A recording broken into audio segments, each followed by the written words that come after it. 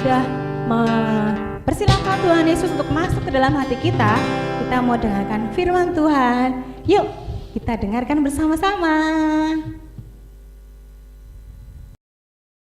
Sajeki. Halo Shalom, selamat pagi adik. Kosong. Mana anak-anak? Oh, di situ kalian rupanya. Selamat pagi semua. Tuhan Yesus luar biasa. Kita ketemu lagi dengan sekolah minggu GKJ Immanuel. Dan Kak Tri dengar-dengar besok tanggal 6 GKJ Immanuel ternyata ulang tahun. Tepuk tangan dong ya. Gereja kita ulang tahun, yes. Gereja kita ulang tahun, yes.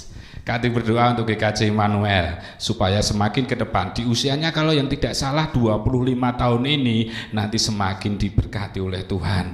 Jemaatnya bahagia semua, adik-adik juga senang semua.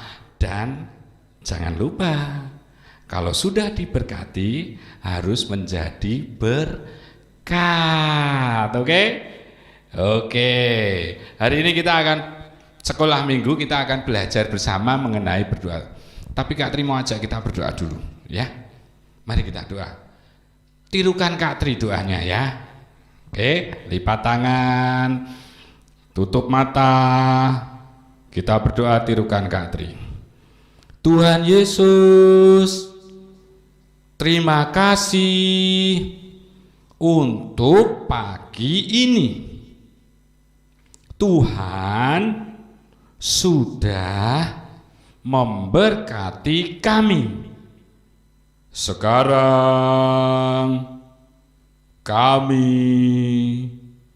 akan mendengar firman-Mu. Tolong kami Tuhan untuk mengerti, dan untuk Kak Tri, Tuhan sembunyikan kelemahannya di balik salib-Mu. Terima kasih Tuhan Yesus. I love you Tuhan Yesus. Yang percaya katakan amin. Nah, gitu ya, kita berdoa kepada Tuhan Yesus yang maha baik, Tuhan Yesus yang luar biasa, dan kita katakan I love you Tuhan Yesus. Oke. Nah, adik-adik, hari ini kita akan belajar satu firman Tuhan yang terambil dari Filipi 1 ayat 4. Diulang yuk bareng-bareng. Filipi 1 ayat 4. Oke, siap? 1, 2, 3. Nah, ada yang belum tuh. Kita ulang, keras ya. Ceplek papa mama, kalau bersama papa mama, papa mama juga ikut. Mama juga ikut. Firman Tuhan hari ini kita akan belajar dari 1, 2, 3. Ya, keren. Filipi 1 ayat 4 yang demikian firman Tuhan. Dan setiap kali aku berdoa untuk kamu semua, aku selalu berdoa dengan sukacita. Dan setiap kali, ini yang menulis Rasul Paulus, dan setiap kali aku berdoa dengan sukacita. Artinya apa? Rasul Paulus ini berdoa dengan hati yang senang, dengan sukacita, tidak terpaksa. Tuhan Yesus, mama suruh aku berdoa. Aku sebetulnya gak mau berdoa, tapi dipaksa mama. Gak begitu. Rasul Paulus berdoa dengan sukacita. Tuhan Yesus, aku sangat rindu padamu Tuhan Yesus, karena engkau sungguh baik. I love you Tuhan Yesus. Itu salah satu contoh sukacita dalam berdoa. Ya, catat, kita harus berdoa dengan sukacita. Kak Tri akan mulai ceritanya ya tentang berdoa. Nah, di suatu desa yang sangat jauh, ya, desa itu pasti jauh dari kota, tinggallah sebuah keluarga. Seorang bapak, ibu dengan anak yang masih kecil, namanya Paijo. Siapa namanya? Paijo. Paijo ini anak yang sangat turut. Bapaknya pergi, Paijo, aku pergi dulu ya nak. Karena bapaknya seorang petani, aku mau pergi ke sawah. Aku ikut papa ke sawah. Jangan, nanti kamu dimakan ular. Besar ularnya apa? Besar banget. Aku gak jadi ikut pak. Dia gak jadi ikut papanya kerja. Di rumah Paijo mulai membuat coret-coret di kertas.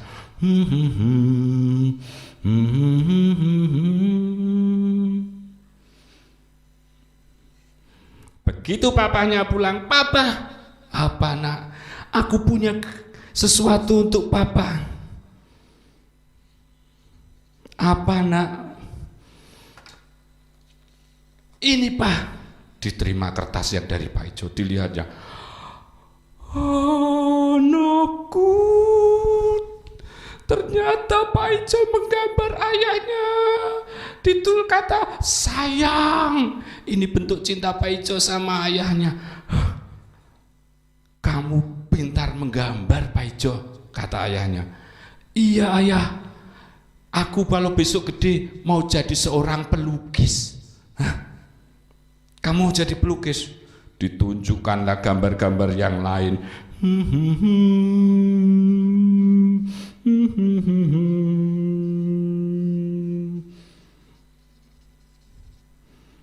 Itu gambar apa Paijo? Ini kuda ya. Kuda?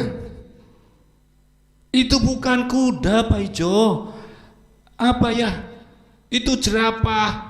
Bukan ayah. Lalu apa? Kuda leher panjang. Hah, kuda leher panjang.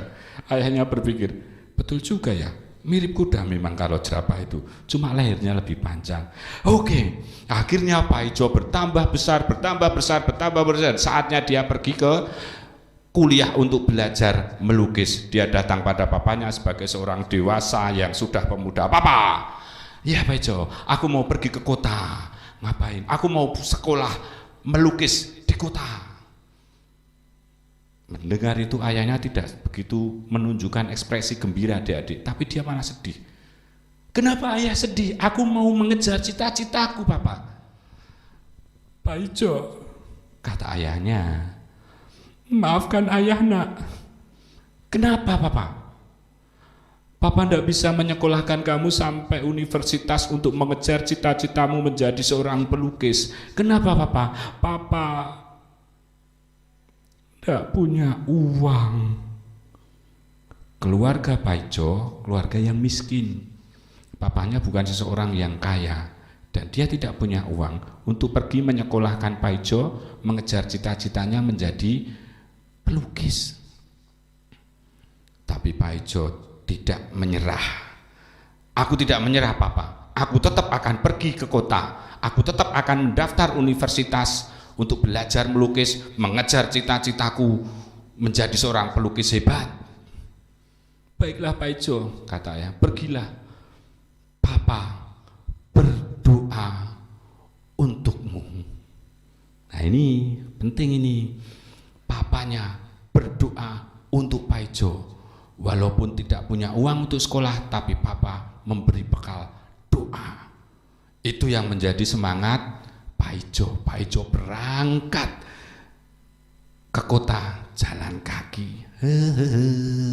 Kota itu berjarak 30 km. Semangat Paijo menggelora untuk berjalan menuju ke kota.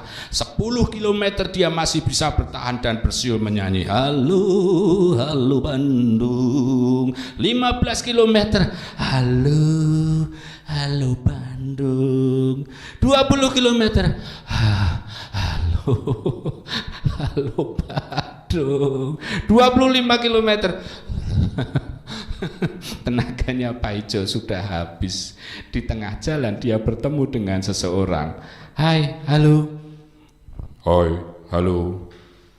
Nama kamu siapa? Namaku Pak Ijo. Namaku Pak Iman. Hah? Pak Ijo bertemu dengan Pak Iman. Pak Iman, kamu mau kemana? Aku mau ke kota. Aku mau mendaftar ke universitas menjadi pelukis yang hebat. Terkejutlah Pak Ijo. Cita-citanya Pak Iman ini sama dengan cita-cita Pak Ijo. Sama-sama kuliah di kota dan menjadi pelukis yang terkenal. Pak Iman, betul kamu mau ke sekolah itu untuk menjadi pelukis? Iya, cita-citaku menjadi pelukis. Sama dong, plus. Kalau begitu, mari kita daftar bersama. Oke, mereka berjalan menuju universitas itu. Sampai di universitas dan lihat, mereka menangis bersama. Kenapa adik-adik?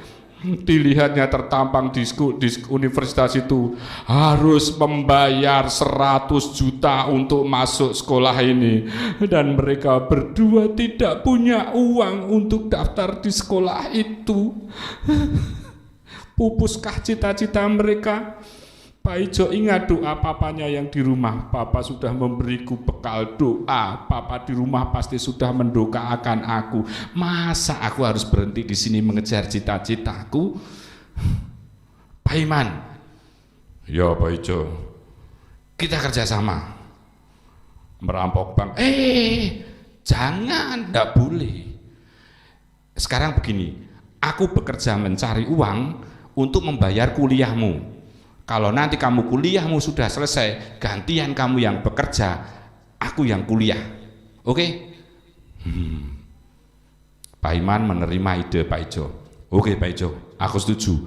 Kamu yang bekerja, nanti uangnya untuk bayar aku masuk sekolah. Nanti kalau aku sudah lulus menjadi pelukis, aku gantian yang bekerja, kamu yang kuliah. Oke? Oke. Akhirnya Pak Ijo semangat bekerja. Dia mencari pekerjaan ke sana kemari dan dapat sebuah pekerjaan. Dia bekerja dengan semangat. Bulan depan gajian, harus uangnya aku berikan kepada Pak Iman supaya untuk bayar sekolah. Dia cepat lulus, aku gantian yang kuliah mengejar cita-citaku. Nah. Itu terjadi setiap bulan adik-adik.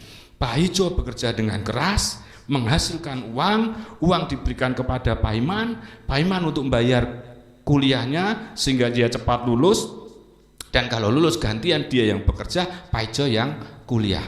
Akhirnya Pak Iman lulus. Dia setelah mendapat berita kelulusan mencari Pak Ijo dengan sangat semangat karena sekarang gantian dia yang akan bekerja, Pak Ijo yang kuliah. Pak Ijo, aku lulus kuliah. Kamu di mana? Akhirnya ketemu Pak Ijo. Pak Ijo, aku sekarang sudah lulus kuliah. Sekarang gantian, aku yang bekerja, kamu yang kuliah. Tapi apa sambutan Pak Ijo? Dia bilang, selamat Pak Iman, kamu sudah kuliah, kamu sudah lulus. Iya, sekarang gantian, kamu yang kuliah, aku yang bekerja. Pak Ijo menggeleng. Tidak perlu Pak Iman, kamu tidak perlu mencari uang untuk mengkuliahkan aku. Loh, bukankah kita sudah berjanji begitu? Perjanjiannya begitu, aku lulus, aku bekerja, kamu ganti yang kuliah. Tidak perlu Pak Iman. Kenapa? Pokoknya tidak perlu. Pak Iman heran, padahal cita-citanya Pak Ijo ini menjadi pelukis dan dia harus sekolah di sekolah lukis itu supaya mengejar cita-citanya. Tapi sekarang waktunya dia masuk, tidak mau. Diperhatikannya adik-adik dari kepalanya. Apakah ini Pak Ijo yang sama yang dia temui di perempatan dulu? Turun lagi ke badannya, sampailah kepada tangan Pak Ijo. Apa yang disaksikan Pak Iman? Tangan Pak Ijo sudah penuh dengan luka, seperti gambar ini ya, penuh dengan luka. Jarinya sudah tidak lembut dan tidak bisa ditekuk bergerak begini, kaku-kaku. Dia terlalu bekerja sangat keras untuk menghasilkan uang supaya Pak Iman bisa kuliah, dan tangannya sudah tidak bisa digunakan untuk melukis. dan tangan ini tidak bisa membantu dia mencapai cita-citanya. Itu membuat Pak Iman sedih. Oh my God, kenapa kamu bekerja sangat keras demi aku? Tenang sahabat, kata Pak Ijo, kamu capai cita-citaku. Aku selama ini selalu berdoa untukmu, kata Pak Ijo. Lalu Pak Iman melukis sebuah tangan yang sedang berdoa. Tangan itu sangat jelek, tangan itu sangat kaku, penuh luka, seperti gambar ini. Dan lukisan itu dipersembahkannya untuk Pak Ijo. Adik-adik, apakah Pak Ijo menyesal tangannya rusak, dia tidak bisa mengejar cita-citanya? Tidak.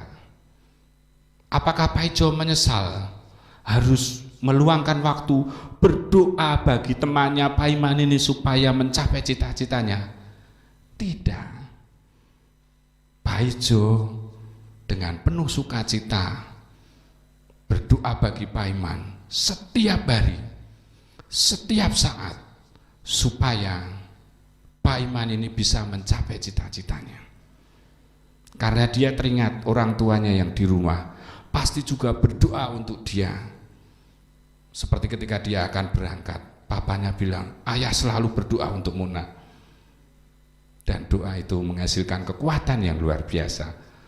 Pak Ijo berdoa dengan sukacita untuk Pak Iman. Sama dengan adik-adik. Coba colek papa mamamu sebelah kanan. Ma, tanya, mama berdoa untuk aku nak? Papa berdoa untuk aku nak?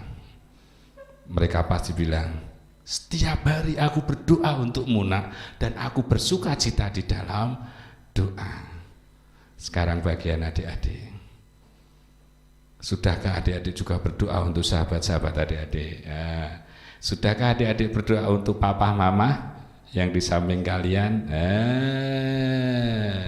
Mulai detik ini, mulai besok pagi, kalian bangun berdoa dengan sukacita untuk papa mama, kemudian juga ingat teman-teman kalian ya. Karena hidup kita harus berdoa dengan sukacita. Berdoa untuk orang lain. Tuhan memberkati. Iya, itu tadi firman-nya adik-adik. Adik-adik bisa belajar apa tentang firman hari ini? Berdoa untuk orang lain ya. Kita sudah biasa